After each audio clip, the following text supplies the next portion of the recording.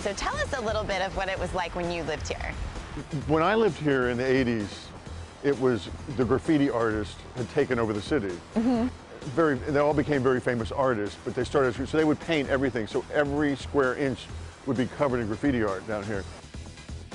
I was lucky to be friends with Andy Warhol and that whole group of people, Robert Mapplethorpe and people like that. So I really hung out with a very interesting crowd back then when this area was the hottest area in town. And one block back there where it says Grand Street, that's the street I lived on. Yeah. I lived a couple of blocks up in a warehouse by myself. But you notice the cobblestone streets? This dates back to a period where they didn't have concrete, obviously. So you can see how far back this area dates.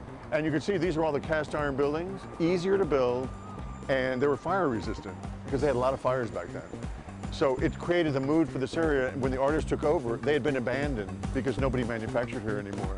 So artists moved in here because they could get huge lofts for no money at all. I mean, I paid nothing for like this giant loft, you know, it was like 900 bucks a month or something for this huge floor in this building. You know, it wasn't very safe back then. It's not the same in a sense, so I miss that part of it. But at the same time, it's a nice place to live.